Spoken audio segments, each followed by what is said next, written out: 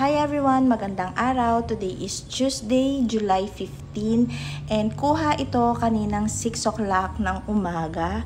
So sumaglit lang ako dito sa garden para i-check sila.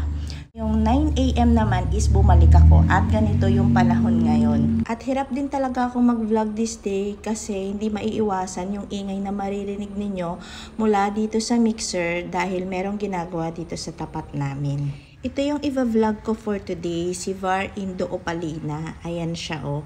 Pero nagsisimula na kasing umambon kaya parang hindi ko na itutuloy. Tatanggalan ko dapat siya ng weeds at saka pinag-iisipan ko kung puputulin ko na yung mga stems niya. At nagsisimula na ngang umambon kaya ayaw ko na ituloy yung aking ginagawa kay Var Indo Opalina.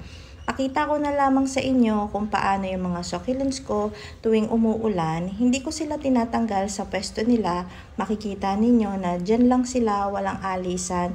Umaraw man o umulan, hindi ko sila tinatanggal. Unless magtampo sila, syempre ililipat ko sila ng pwesto.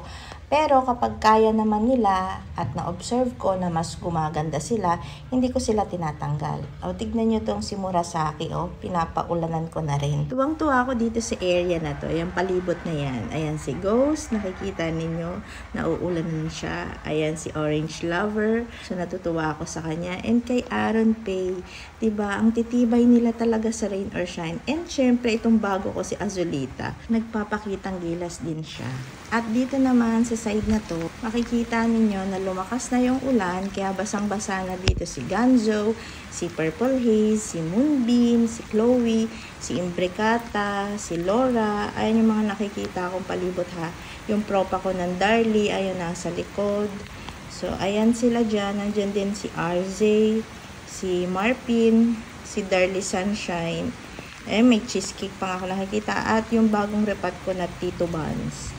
Ayan sila dito, lumalakas na yung ulan and hindi ko talaga sila inaalis dyan. Nandyan lang sila kasi wala rin naman akong paglalagyan sa kanila. At babad na babad rin sa ulan itong si Graptosidum Ghosty. Ayan, ang dami niya ng heads. Ayaw ko siyang putulan.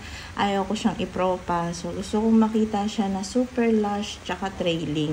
2 taon na sa akin itong si Ghosty. At early this year, nirepat ko siya. Ginamit ko sa kanya is pure garden soil.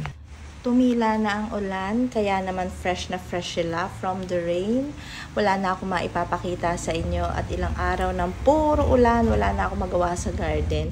So, yun lang muna for today's video. Thank you for watching mula sa aking kakatapos lang na inulang succulent garden. Happy planting, happy gardening sa ating lahat.